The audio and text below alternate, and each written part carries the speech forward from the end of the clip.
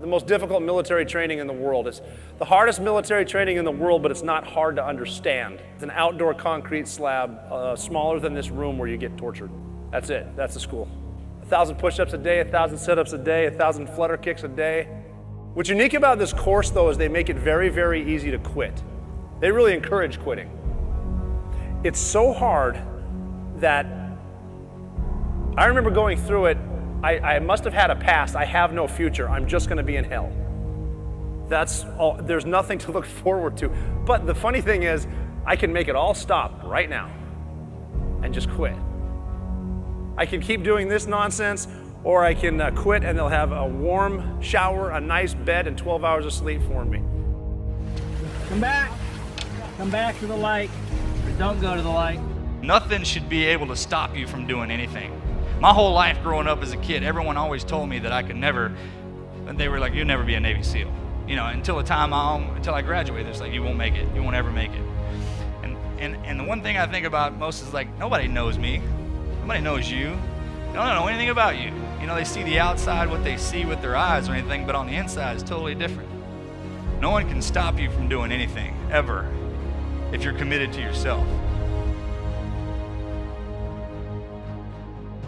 U.S. Navy SEALs operate from the sea, air, or land, and in any environment. They are experts in special reconnaissance and direct action, the skill sets vital to fighting terrorism.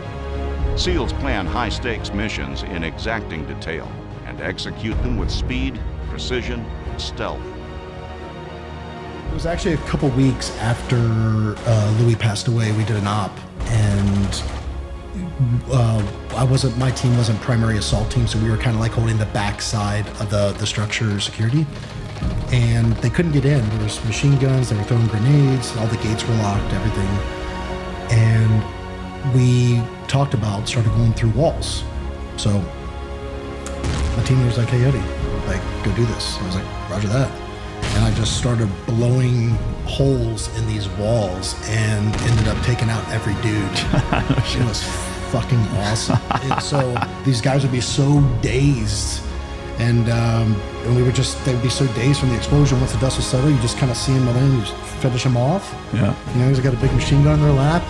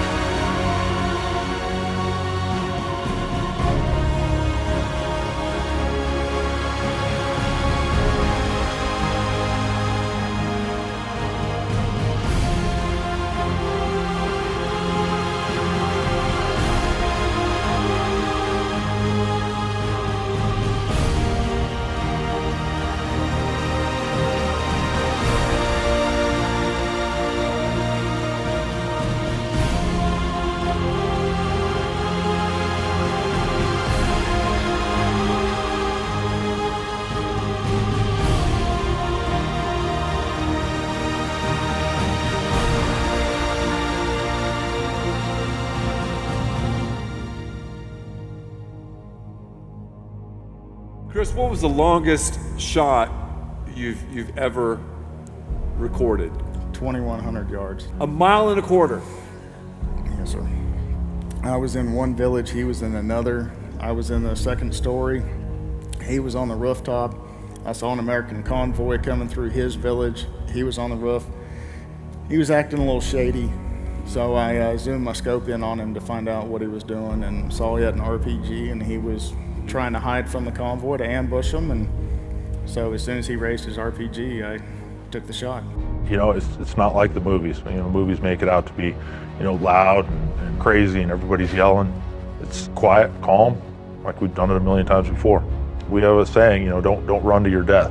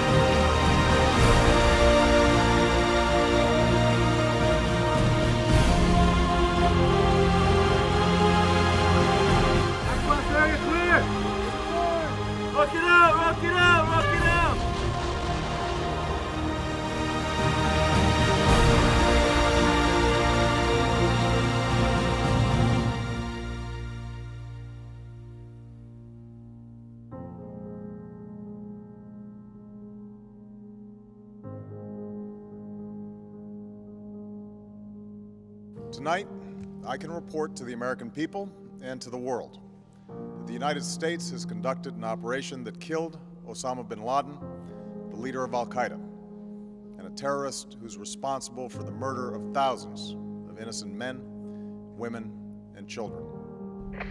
This is Red 02. Geronimo. For God and country. Geronimo.